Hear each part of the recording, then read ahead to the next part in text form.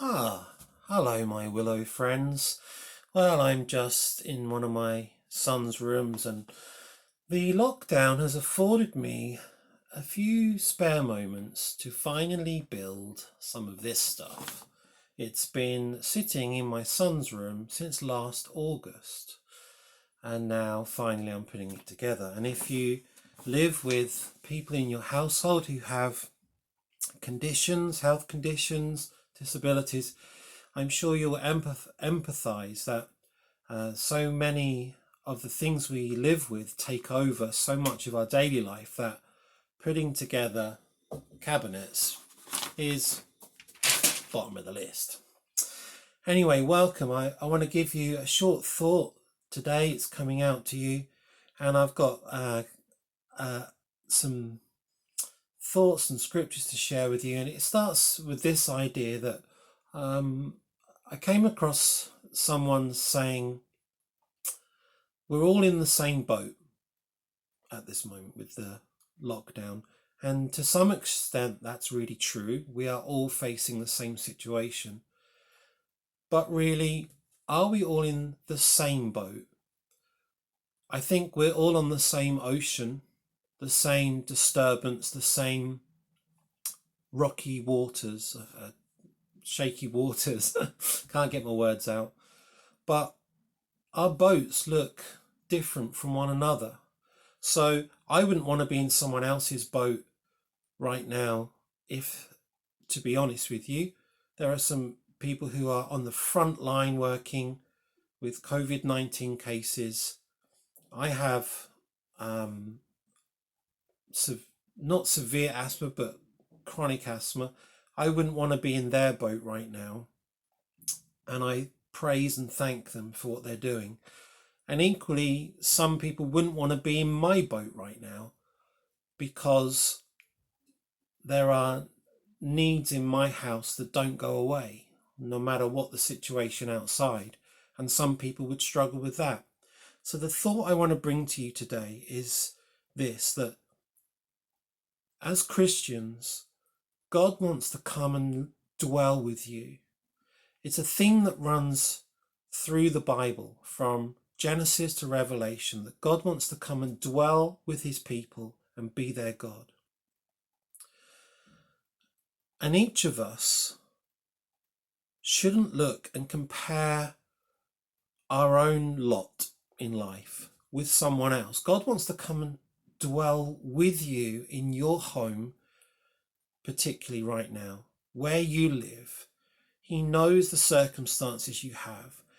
And I want to encourage you to try and find peace in accepting your boundaries right now and just growing within them and being at peace with God in that, not comparing yourself to someone else's life. And I think at this time there can be a lot of pressure to be really creative, to do loads of hobbies, and what are you going to do with all that spare time? Well, actually, I don't have any more spare time really now than I did before, because living with a child with autism and OCD is almost a 24/7 job, looking after his needs. I have another son who needs, to be loved and cared for, and I have a wife who has chronic pain, post-traumatic stress disorder. All these things are what I have to deal with. And one of the verses that the Willows was founded on was in Galatians 6. It says, carry each other's burdens, and in this way you will fulfill the law of Christ. But Galatians 6 also goes on to talk about each one of us should carry our own load. And the difference between a load and a burden, as I've explained in Willows before, a load is like your backpack, your daily load, what you have to carry. And for each one of us, that's very different. And no one can sweep in and carry that for you. A burden is like an extra thing on top of that, like the current situation. So yes, we want to carry each other's burdens at this time by encouraging one another, but we each have a load to carry. And I just want to share some wonderful verses. So first of all, in John chapter 14, Jesus says, anyone who loves me will obey my teaching. My Father will love them, and we will come to them and make our home with them. What does God require of you right now? Is it that you become a super Christian right now? Is it that you launch out into some new venture that is kind of beyond your capacity right now? No.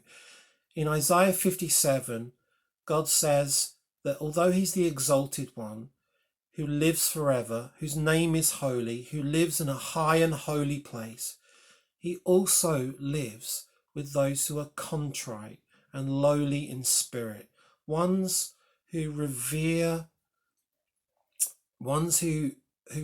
his name and tremble at his word, that just acknowledge he's God. There's some verses in Psalms that say, trust in the Lord and do good, dwell in the land and enjoy safe pasture. That's in Psalm 37. And in Psalm 16 it says, Lord, you alone are my portion and my cup. You make my lot secure. The boundary lines have fallen for me in pleasant places. Surely I have a delightful inheritance. And so my encouragement to you today is to seek to love God,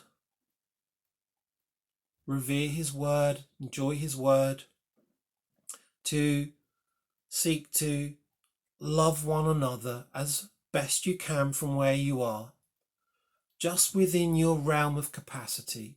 And maybe, yes, you will grow within that capacity. Yes, maybe you will grow and bloom and be strengthened in that capacity, and you will do maybe a bit more in some areas. But don't compare yourself to someone else's boat. Yes, we're kind of all on the same sea of trouble right now, but each boat and each load that we carry is different. And God wants to come and dwell with you where you are, and all he requires of you is that you love him, believe in him, and love one another.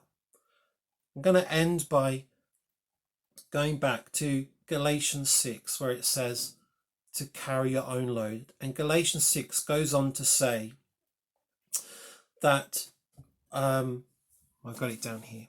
Okay, Galatians 6 goes on to say, therefore, as we have opportunity, let us do good to all people, especially to those who belong to the family of believers. Let's bless and encourage one another and accept God's desire to dwell with us and accept ourselves and to be our help and to grow within the boundaries he set for us. Bless you, Willows, and I hope that we get to speak again soon. God bless. Bye-bye. Now, where are those instructions?